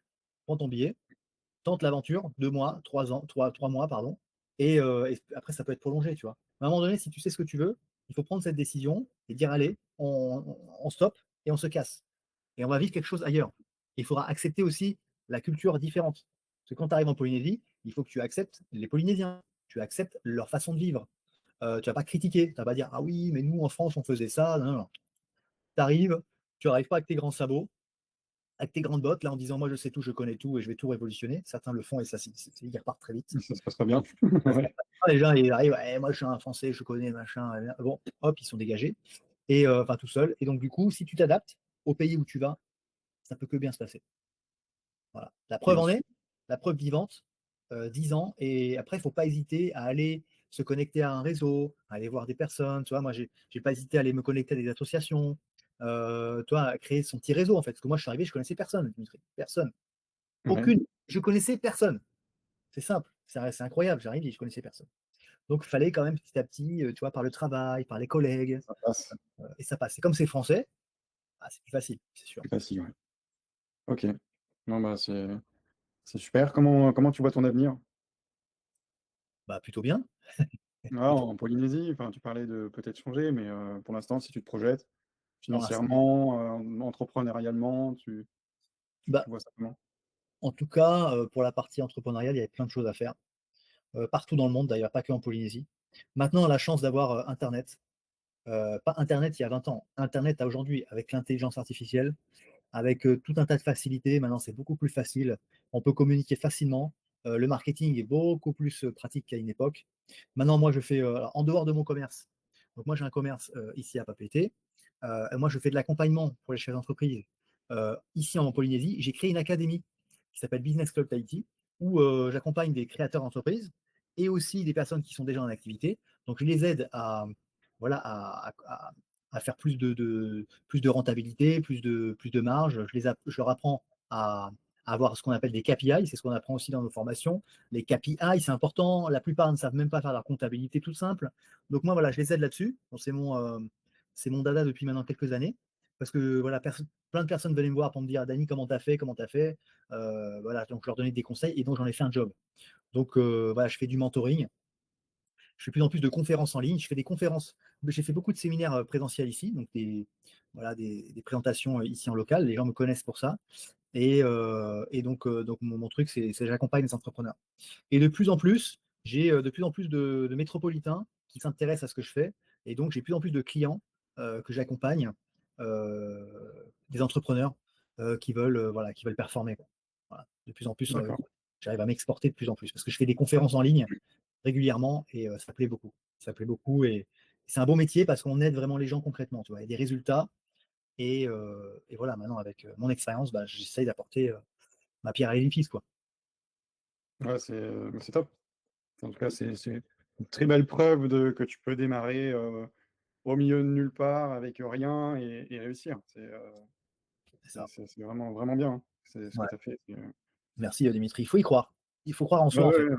Parce que, Beaucoup ce de que je dis travail, hein. souvent, on a tous des capacités, on a tous des compétences, sauf que l'humain, tu sais, il a tendance à s'auto-saboter. Ah, je suis pas capable. Oh, je pense que c'est pas possible pour moi. Alors, on voit les autres réussir, et on se dit, bah, nous, c'est pas possible pour nous. Et c'est tout le contraire. C'est tout le contraire. Alors, bien sûr, ça se fait pas en un jour. Il faut se former, il faut s'éduquer, il faut travailler sur soi. Et ça, c'est un travail, ça prend du temps, ça se fait pas en un jour. Donc, comme toi, Dimitri, moi, j'ai investi beaucoup en moi. Je me suis fait accompagner par des coachs, des mentors. Je m'intéresse, tu vois, à plein de sujets qui va m'aider personnellement. D'abord sur moi, sur mon mindset, en fait, tu vois, mon état d'esprit. Et donc, du Ouais, coup, en faisant ça, en travaillant sur soi, en ayant plus confiance en soi, on a moins peur d'aller voir les gens, d'aller oser faire des choses et prendre bah voilà, être capable de dire, allez, je prends une décision, je change ma vie et je veux autre chose. Je veux quelque chose de plus vrai, quoi. Parce que d'aller bosser tous les jours dans une boîte où on te paye tous les mois et que t'es pas vraiment, ça te plaît pas, ça te plaît pas, tu te lèves le matin juste pour faire un job et avoir un salaire à la fin du mois, c'est nul, quoi. Excuse-moi, je suis un peu cash, mais c'est nul. ouais, Donc, tu sens qu'il y a moins de sens, il y a moins de liberté, il y a moins d'action, mais ça, c'est ce qu'on comprend avec l'entrepreneuriat de toute façon en général, et je pense que c'est dans le monde entier. À partir du moment où tu es entrepreneur, le sens de ta vie, ta mission est différente, c'est et, ça. euh, et ton quotidien est totalement différent. Enfin, tu te bats pour autre chose que de gagner ta vie. Exactement. Tu te bats pour autre chose que gagner ta vie. Parce que gagner ta vie, c'est juste pour payer des factures. La plupart des gens, qu'est-ce qu'ils font? Bah, ils attendent la fin du mois, ils payent toutes leurs factures, et le peu qui reste, bah, ils essaient de profiter avec. Et donc, c'est une roue qui tourne à l'infini jusqu'à, soi-disant, ta retraite, qui peut-être tu n'auras pas, ou très peu. Et de toute façon, à 65 ans, tu es fatigué, tu es usé. Et tu sais pas, à 65 ans, tu vas profiter de la vie. Parce que tu as mal au genou, t'as mal partout, et donc tu n'as pas envie d'aller crapahuter dans les montagnes à 65 ans. Et donc moi je dis, s'il faut profiter de la vie, c'est avant. C'est Ouais, avant la retraite. Quand tu es à la retraite, tu peux te reposer, tu peux te mettre dans ton canapé. Tu vois. c'est ça. Et j'ai échangé tout à l'heure avec quelqu'un qui côtoie donc pas mal de personnes dans mon domaine. Et il me disait, on trouve de tout, on trouve des personnes qui, à 40-45 ans, ils ont décidé d'arrêter de travailler et de vivre de leur rente, de leur travail. Et il disait, il y en a un à 80 ans, Mhm. et ben, il va encore au bureau parce que c'est le sens de sa vie, de s'occuper de ses clients, d'aller les rencontrer, de manger avec eux, de passer du temps avec eux. Lui, c'est plus son travail, c'est le sens de sa vie. Et à partir du moment où on gagne sa vie en rencontrant des gens et en passant du temps avec eux et qu'on y prend plaisir, euh, c'est c'est magique, quoi. C'est une certaine forme de liberté. C'est ça. Euh, c'est une liberté financière, même si c'est pas 100% passif, quoi. Je veux dire, Oui. Et socialement parlant, il n'y a rien qui t'apportera plus que d'entreprendre. complètement. Et tu n'es pas obligé de gagner des millions ou des milliards d'euros pour être libre financièrement. Il y a des gens, ils sont libres avec juste 4 000 € par mois. Ils sont Mm. totalement libres, tu vois. Ou même moins que ça, je dis 4 000 €, ça peut être moins. Et le sens de ta vie, c'est de trouver pourquoi tu le fais, pourquoi tu fais ça. L'entrepreneuriat, c'est bien parce que c'est toi qui construis ton propre bateau, tu vois. Et tu construis pas le bateau de quelqu'un d'autre. Tu vois. Tu Ouais, construis ton propre bateau et c'est toi le capitaine du bateau, quoi. Alors, c'est pas facile, je dis pas que c'est simple, mais c'est un super truc. Et quand tu disais qu'il y a un gars de 80 ans qui allait encore travailler, regarde, toi qui es gestionnaire de patrimoine, Warren Buffett, qui vient juste de prendre sa retraite. Warren Buffett, il a quel âge? 96 ans, je crois. 96 ans. Il a pris sa retraite, 96 ans. Et il aurait pu prendre sa retraite bien avant. Et le gars, il continue à Ouais. bosser et tout, hein. Il J'ai est même riche. une théorie, d'ailleurs, sur la retraite de Warren Buffett. Pour rappel, à la tête de Berkshire Hathaway, il y avait deux personnes, Charlie Munger et Warren Buffett, donc un binôme très très complémentaire et compétent. Malheureusement, Charlie Munger est décédé il y a 2 ans. Et donc c'est là qu'à mon avis, Warren Buffett il s'est dit, je pense que c'est le moment de laisser le gouvernail parce que mon binôme est parti et que bon, le sens de son entrepreneuriat doit être différent maintenant. C'est plus comme avant. Il y a un trou, il y a un vide qui s'est fait. Et je Mhm. pense qu'il a décidé de véritablement prendre sa retraite à 96 ans, C'est ça. sachant qu'il a pas mal d'histoires sur cette personne-là, Warren Buffett, qui a la même voiture depuis 50 ans, qui vit dans la même maison. Il a acheté qu'une seule maison dans sa vie. Ouais, important, Sa ouais. résidence principale, c'est toujours la même. Alors, il l'a améliorée, mais voilà, il a évidemment sans doute des villas, des belles voitures à droite à gauche, mais il a un train de vie qui reste toujours le même. Et c'est ça qui est assez drôle. Il paraît aussi qu'il prenait de temps en temps son petit déjeuner chez McDonald's. Mmh. Incroyable. C'est incroyable. Ouais, ouais, c'est ce Il peut racheter milliardaire, il pourrait. McDonald's, tout McDonald's et il est Ouais, capable il pourrait. C'est ça, il pourrait planter un McDonald's dans son jardin. ouais, c'est ça. Mais- C'est clair. Donc, tu vois, en fait, la retraite, c'est un grand mot. Effectivement, quand tu es passionné par ce que tu fais, bah, c'est plus un travail, en fait. C'est plus de travail. Tu te lèves le matin, tu dis, bon, bah voilà, tu construis quelque chose. Et tu n'es pas obligé de, voilà, de gagner des sommes astronomiques pour être libre. Et en prenant l'exemple de Warren Buffett qui prend sa retraite à 96 ans, voilà, c'est un super exemple. Alors, encore, tu dis la retraite, il va rester toujours au fait de ce qui se passe, parce que c'est des gens qui sont toujours, hein, ils lisent les journaux tous les jours, regardent les courbes tous les jours, c'est des gens qui aiment les chiffres. Et, euh, et voilà, il a tellement d'argent c'est la folie, quoi. Bon. Donc, voilà. Donc, ça, pour revenir sur la question du patrimoine, il est très important de constituer un patrimoine dès le plus tôt possible. D'ailleurs, plus tôt c'est fait, mieux c'est. Il n'est jamais trop tard pour commencer, de toute façon, c'est sûr. Et il y a différentes façons de le faire parce qu'il y a différents profils aussi, si je peux me permettre, Dimitri. Vas-y. Tu as différents profils de personnes. Des personnes qui sont plus bons pères de famille, modérés, qui veulent investir avec des taux garantis, quelque chose de cool, quelque chose de pas trop stressant. Parce que, en fait, il y a quand même des choses qui se passent dans la vie. Il y a des hauts et des bas, il y a des guerres, il y a tout un tas d'actualités, des crises. Et, euh, et on sait qu'il y a des personnes qui ne sont pas très à l'aise avec ça. Donc, j'imagine que tu as des profils qui sont, euh, on appelle ça, pas modérés, mais profils non risqués. Je sais pas comment tu dis ça, Prudent, défensif. prudent ou défensif. Après, tu as plusieurs profils. Tu en as un qui est modéré, je crois, qui mélange un peu du Oui, pas trop risqué équilibré. avec un équilibré. Donc, on va chercher un peu de rentabilité, mais on va pas trop se mettre on va pas se mettre trop dans le stress parce que bon, voilà, ça monte, ça baisse. Un coup, tu perds, un coup, tu gagnes, un coup, tu perds, un coup, tu gagnes. Il y a certains, bah, ils flippent de ça. Certains, ils ont aucun problème. Ils dorment le soir et puis de toute façon, ils regardent même pas. Au bout de 10 ans, ils disent ah, j'ai gagné tout ça, c'est super, c'est génial. Et puis, tu en as qui aiment bien le risque, qui disent bon, allez, moi, je veux que ça me rapporte, mais je suis prêt à risquer un peu de mon capital. Et, bah, voilà, c'est aussi une façon de faire, quoi. Donc, j'imagine que tu as plusieurs profils, Dimitri. Ça fait 1 heure que vous êtes ici. J'espère que ça vous plaît. N'hésitez pas à liker et commenter cette vidéo pour faire des retours aussi bien à notre équipe et aussi à Dany. Je vous mettrai donc ses coordonnées dans la description, donc au moment où on réalise cette vidéo. Donc vous aurez ses coordonnées, vous avez nos coordonnées, vous avez aussi un petit lien vers un cadeau pour pouvoir recevoir notre e-book gratuit. Et je vous dis donc à tout de suite pour cette dernière 30 minutes. Devant toi, tu as Oui, quand oui, même. oui. Tu Oui, oui, t'adaptes. bah, grosso modo, oui, c'est prudent, équilibré, offensif. Et en effet, on s'adapte en fonction des personnes qu'on a en face, oui. Tout à fait. C'est exactement le cas. On Alors, du arrive au coup, bout du temps que je pouvais t'attribuer. Tu voulais peut-être aborder autre chose? non, non, je voulais un peu apporter sur la partie patrimoine. Eh J'ai envie de ben, te poser la question. Moi, je te pose la question pour le coup, allez, vas-y.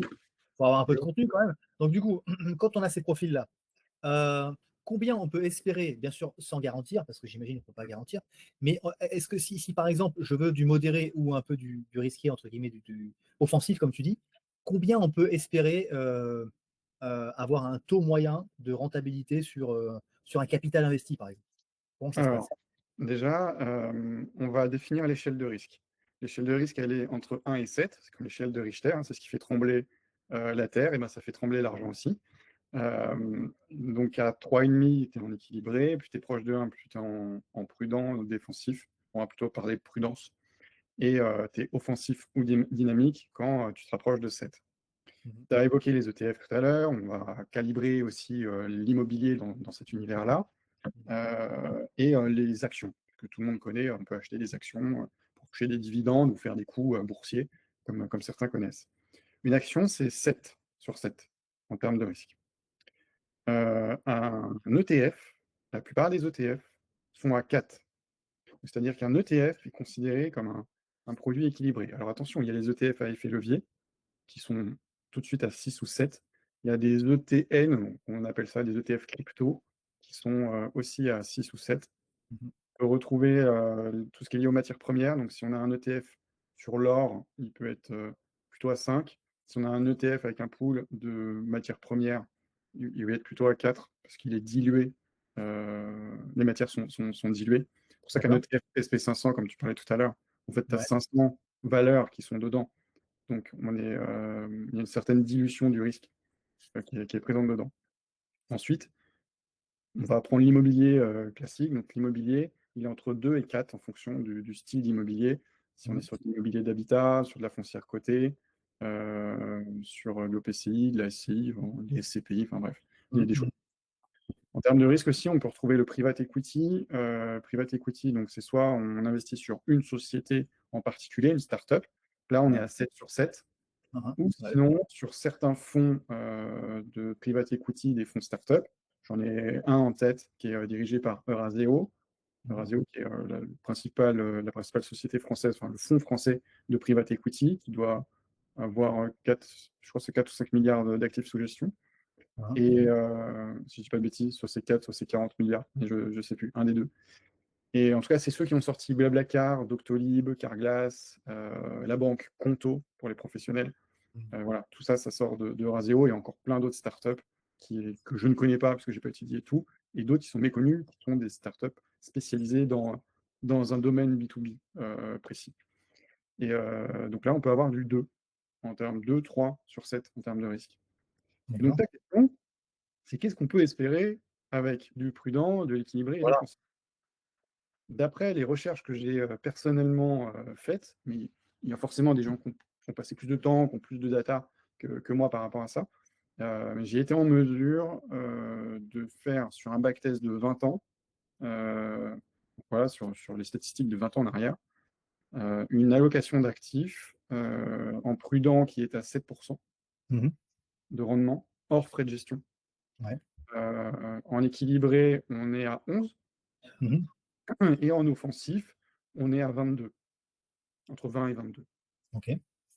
Avec, on a plutôt une moyenne connue à 23, mais la particularité, c'est que ces dernières années, on connaît une révolution technologique. Les révolutions technologiques, ça arrive tous les 20 ans. Enfin, je veux dire, avant la révolution technologique de l'intelligence artificielle, c'est l'avènement d'Internet, et c'est l'année 2000, donc il a fallu attendre. Enfin, l'IA, Ouais. ça fait quoi, c'est 2020, C'est- 2023, quoi, à peu près. Ouais. Et on attendait une révolution technologique. On a eu 2017 le Bitcoin qui dépasse les 1000 $. Et là, on s'attendait à une révolution technologique avec les crypto-monnaies qu'il n'y a pas eu. Mhm. C'est juste, ça prend sa place. Ensuite, on a une révolution technologique qui a fait un pétard mouillé, c'est le métaverse. Ouais. C'est vrai. Donc, on attendait après le Covid et on s'est dit, waouh, ça va être un truc de fou. Et en fait, pétard mouillé total. Alors, je dis pas que c'est inutile, hein. Le Mhm. métavers, c'est super utile dans certains métiers. Et on en fait des jeux dans les bases de loisirs avec des casques de réalité virtuelle. Ouais. C'est cool, c'est du divertissement.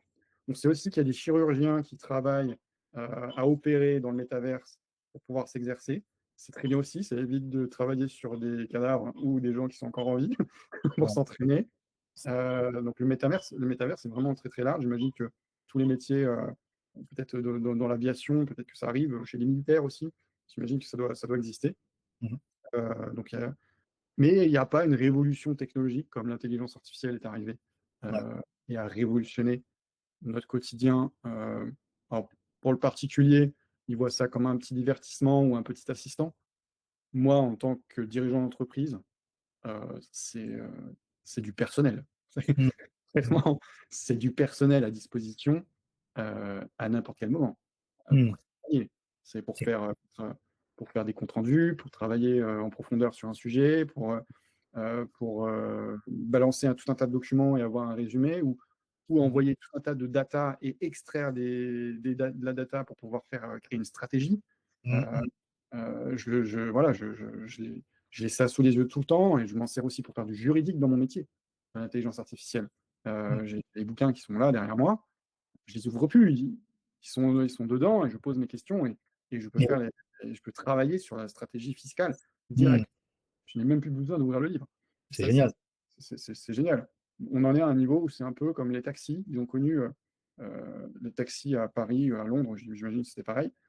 Le taxi parisien, il devait connaître toutes les rues de Paris, par cœur. Et puis, il y a le GPS qui est arrivé. Et puis, il y a Waze qui a dégommé les GPS. C'est clair. En disant, c'est pas en fait les rues qu'il faut connaître, c'est le parcours le meilleur dans le temps imparti qui est important. Euh, Exact. et donc, ça ne sert à rien d'apprendre toutes les rues puisqu'elles sont dans Waze. C'est clair. Apprendre à conduire. Voilà. Donc maintenant, on a l'intelligence artificielle. La problématique qu'on voit derrière, c'est que nous, on est la génération qui a connu le avant et le après intelligence artificielle, c'est-à-dire qu'on est en capacité d'exploiter de la donnée et de se dire, ouh, là, il y a un petit problème. La problématique de la génération d'après, c'est qu'ils n'auront Mm. connu que ça et ils ne seront pas en mesure de se dire, oh, là, il doit se tromper. Mm. Waze se trompe au début, hein. Il y a Waze qui nous envoyait sur des sens interdits ou qui essayait de nous faire passer sur une route alors qu'elle était c'était le pont qui était au-dessus. Ouais, Et ben, l'intelligence artificielle va nous faire exactement la même chose et nous fait la même chose, sauf que ça évolue très très vite. ouais. Voilà. Et c'est tout ça qui a fait qu'on a, sur les dernières années, des retours sur investissement beaucoup plus importants, D'accord.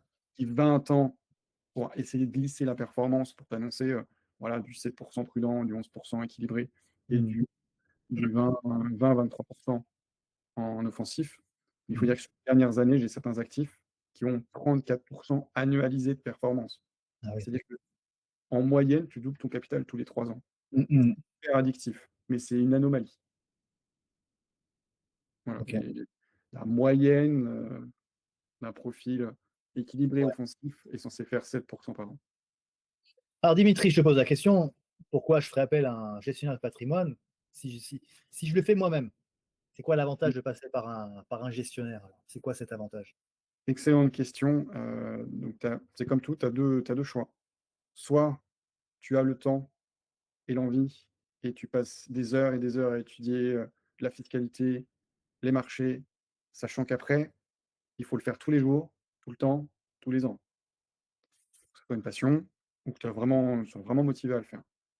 Ou sinon, tu passes par un professionnel qui te livre un package complet, c'est Uber Eats de la finance, et tu gagnes du temps. Et tu es suivi par quelqu'un qui est dedans tous les jours et qui alerte là-dessus. Et lorsqu'il y a une crise, tu n'es pas tout seul.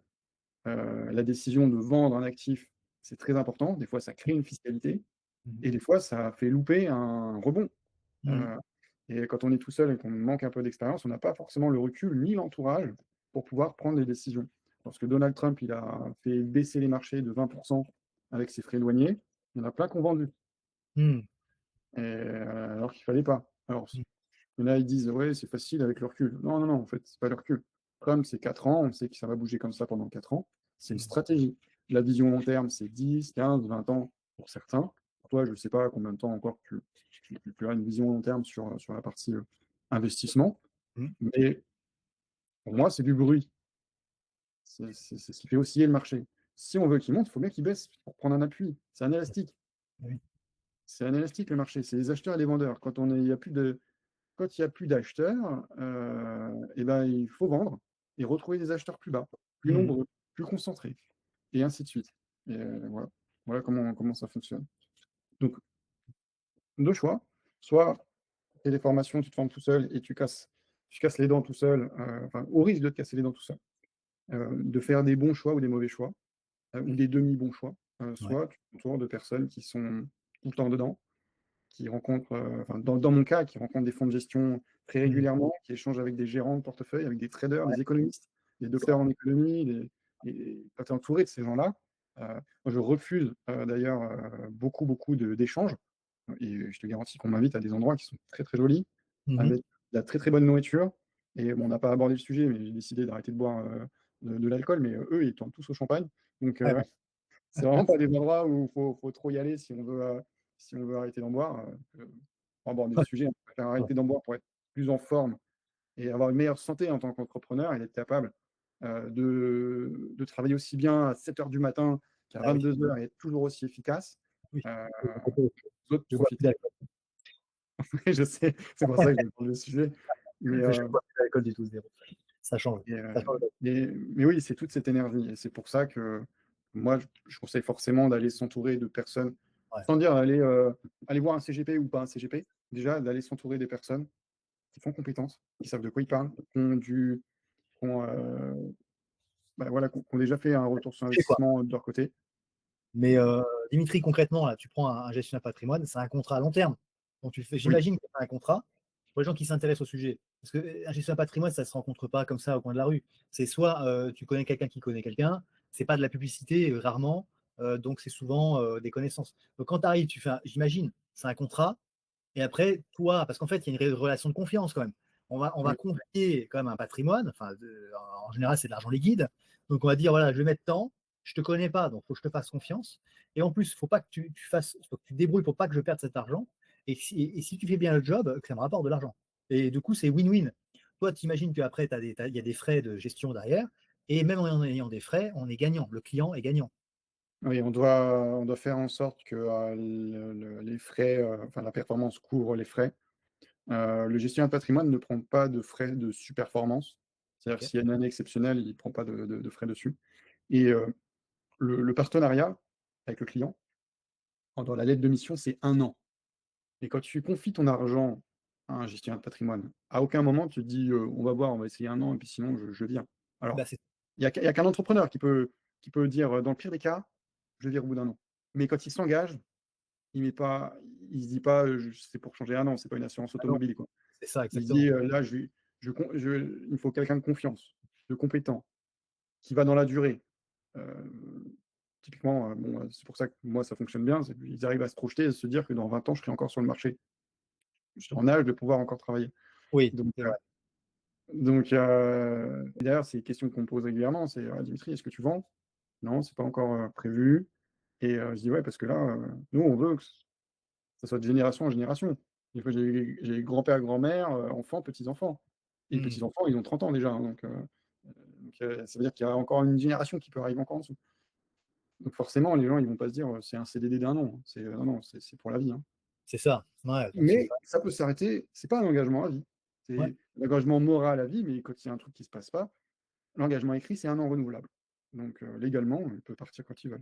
ouais, c'est ça. Ouais. Et donc toi, tu adaptes en fait, hein. Ça veut dire que toi, ton job, c'est un peu de. Une fois que tu as pris le contrat, c'est pas tu laisses courir pendant 10 ans, tu peux arbitrer avec. Alors, tu as peut-être une certaine autonomie ou avec un certain accord avec le client ou pas, je sais pas. Alors, Mais j'ai est-ce qu'à un moment pas donné, tu d'autonomie. n'as pas d'autonomie? Donc tu J'ai dois aucune demander.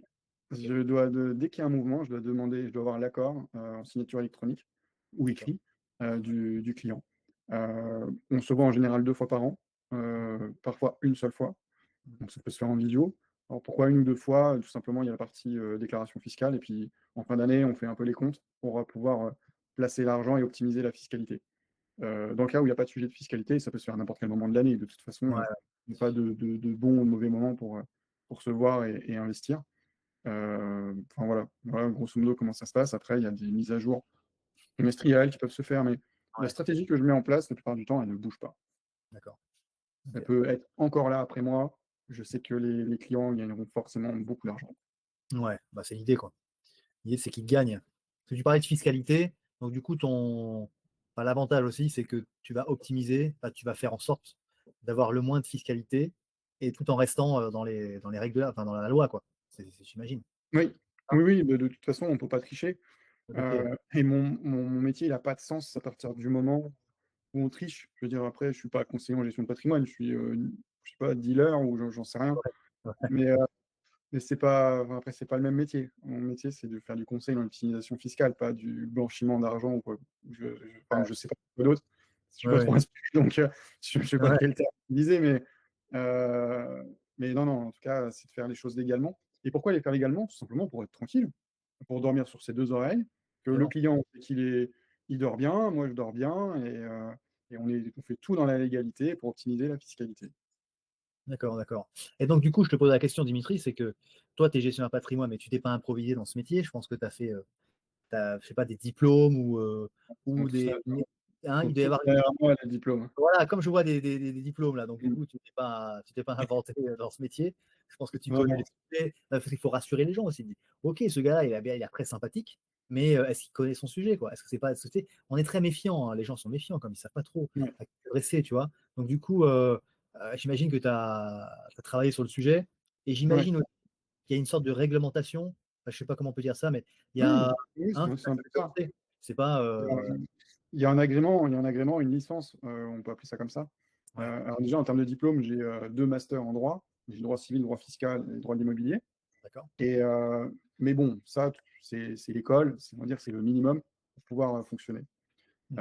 Ensuite, il y a toute la partie agrément, donc c'est l'ORIAS, l'AMF, qui permet de réguler notre métier, Mmh. même si c'est très loin d'être parfait, ils ne vont pas forcément dans le bon sens. Au moins, ça régule. Je pense qu'il Ouais. faut aller plus loin et créer un ordre des conseillers en gestion de patrimoine, comme il Hein, hein. existe un ordre des experts comptables. OK. Peut-être que j'utilise une bêtise en faisant ça, parce que ça peut peut-être nous couper les droits à autre chose, dont je ne suis pas conscient. Après, en termes de compétences, bah, écoute, là, on a fini le championnat de France des conseillers en gestion de patrimoine, qui s'est terminé la semaine dernière. C'est Mmh. un an. En fait, on fait une allocation d'actifs et pendant un an, on se bat pour être, euh, pour être dedans. Je fais 24e. Donc D'accord. voilà, grosso modo. Donc, je ne gagne pas, je suis un peu loin de la victoire.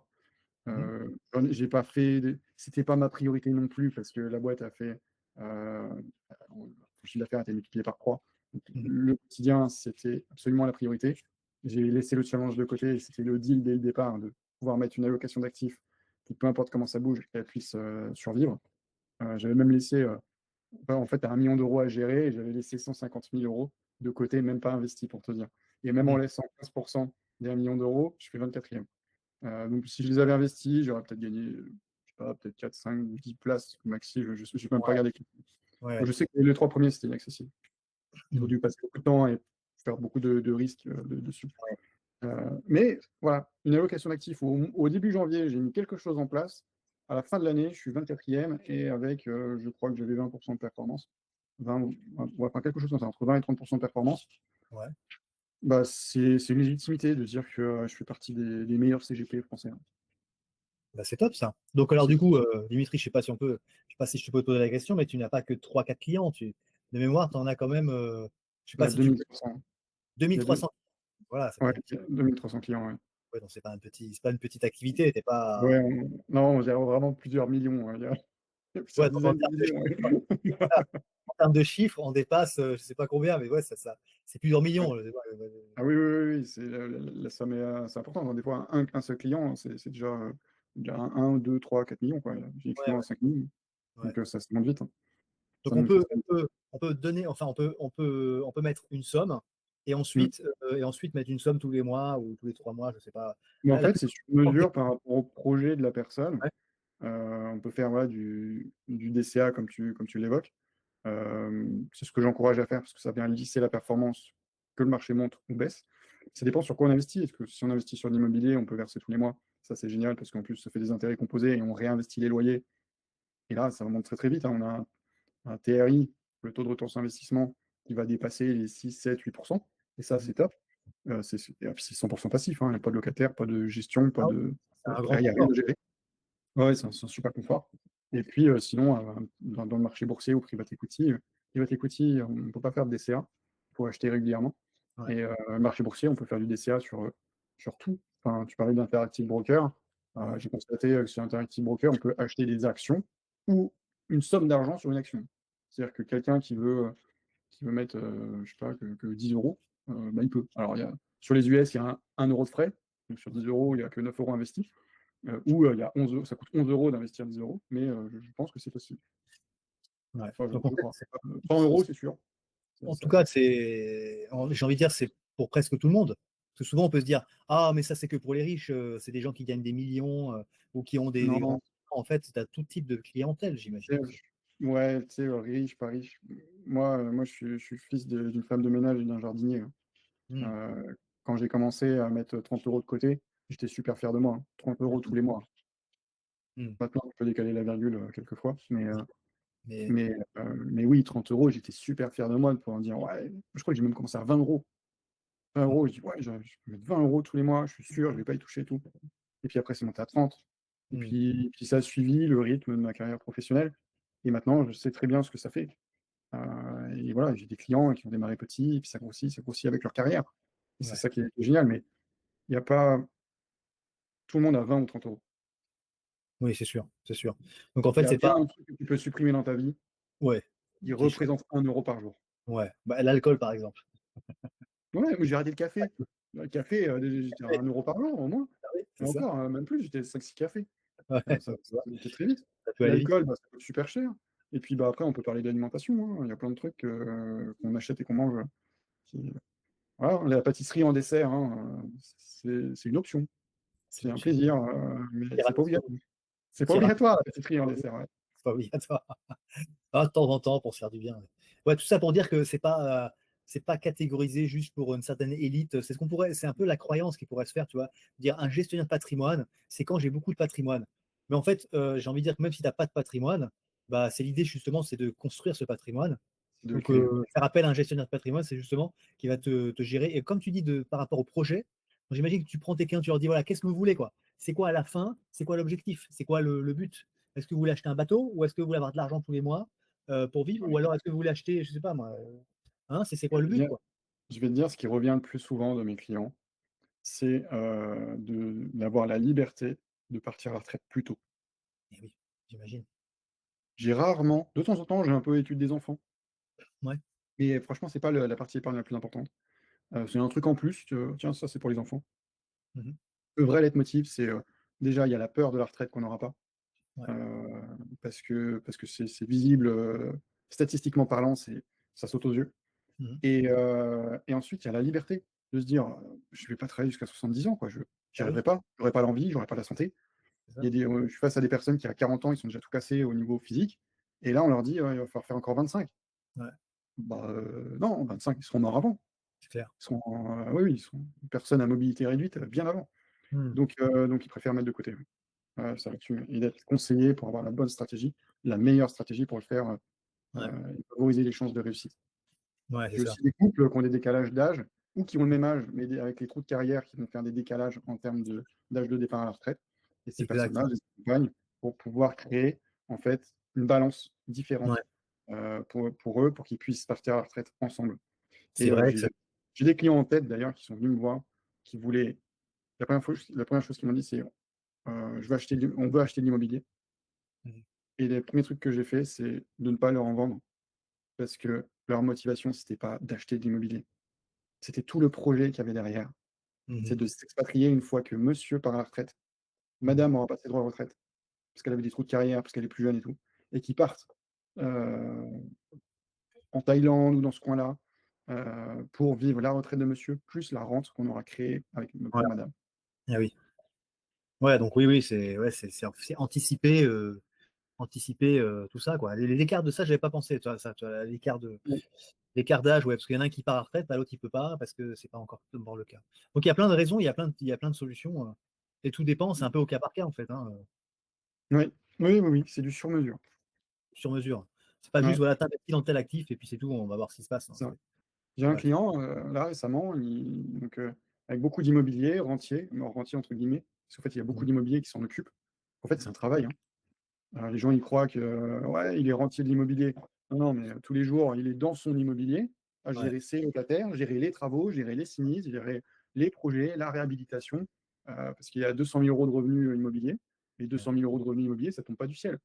Ah non, Il y a beaucoup de locataires, c'est un travail. ouais, Et il arrive à l'âge de la retraite avec son patrimoine immobilier, il dit: «Là, c'est bon, j'en peux plus, j'arrête». Donc il m'a contacté pour pouvoir mettre en place une stratégie pour mmh, liquider tous ses biens immobiliers, bah oui, heu et de rendre liquide, en fait, les biens immobiliers et d'avoir une stratégie simple à mettre en place et sécurisée. ouais, ça peut être une bonne solution aussi. Ouais, il y a plein de Ouais, sujets, hein. J'ai un ami qui ne jure que par la SCPI par exemple, tu vois? Lui, c'est c'est la SCPI parce que voilà, c'est confortable, il y a pas mais besoin de oui, s'occuper de la fuite d'eau du locataire, machin, et voilà, il touche ses rentes et basta, quoi. C'est pas un taux de folie, mais par contre, c'est un confort, pour lui, voilà, c'est pratique, quoi. il y a rien à gérer, rien à faire et pas le taux de folie, c'est déjà plutôt pas mal. Il y a des CPI qui sont entre 5 et 7. Ouais. Oui, ça fait moins rêver que les 20 de la bourse. Mais il y a pas la volatilité, Mmh, il y a pas le même stress. ouais. OK Voilà, Dimitri, bah, voilà, ça fait déjà 2 heures. Après, tu 2 sais, heures, truc de fou. Je vais on devoir te peut laisser parce que je dois enchaîner là oui, à 20h sur notre réunion et je dois me déplacer physiquement pour y aller. pas de Heu, souci. en tout Bah, cas, voilà, j'étais c'est un ravi plaisir. que tu consacres du temps, Je vois tout aussi, à fait. c'était cool. Ouais, carrément. De toute façon, après, tu vas C'est enregistré, j'imagine que tu vas récupérer Là, le contenu. c'est enregistré, je récupère la vidéo, je te la transmets et tu pourras la découper comme tu voudras. Ouais, ça va, l'image est bonne? Parce que chez moi, toi, c'est un peu c'est pas net, mais chez toi, ça doit être bon. De ton côté, c'est net de 2 côtés, ça va? Oui, Hop, moi hop, j'étais en haute définition là et c'est bon j'ai alors. fait une visio tout à l'heure pour calibrer et visiblement je pouvais pas faire mieux. De ton côté, ça va. Ouais, OK, Après, on super. sera vu sur smartphone, pas sur grand écran la plupart du temps. Ouais, Donc c'est clair, moi moins. carrément. OK, Voilà. Dimitri, bon écoute, c'était un vrai plaisir. Heu, Bon, comme d'habitude, plaisir partagé. ouais, ouais, carrément, voilà, on reste en contact. Je te souhaite bonne chance dans tous tes projets. Voilà, ça va le faire. Nous, on se voit, du coup, tu vas participer à Finance Max? Finance Max pour se voir physiquement. En visio, évidemment, bah, tous les coachings qu'on fait ensemble. Ouais, Et voilà. ouais, il y a un événement, il y a la vidéo là, d'élévation là, qui est bientôt. Ouais, il y a un truc, ouais. Et puis, il y a un vendredi là où on fait le planning du premier trimestre Ouais, 2026. c'est ça, le FPT, 2026. Oui, 26, Moi, ouais. je me déplace, je vais venir en Suisse, là, au mois de janvier, donc on se verra là. Trop Venir, bien. Ouais, génial, avec plaisir. carrément. Top! Bon, bah, Dimitri, Bon, à très bientôt. bonne journée à toi. Ouais, merci, bonne Profite. soirée pour toi. Ouais, ouais, ouais. Merci, ça va finir à Allez, 22 heures. allez, bon courage, à très bientôt. Bye bye. Salut, ciao, ciao.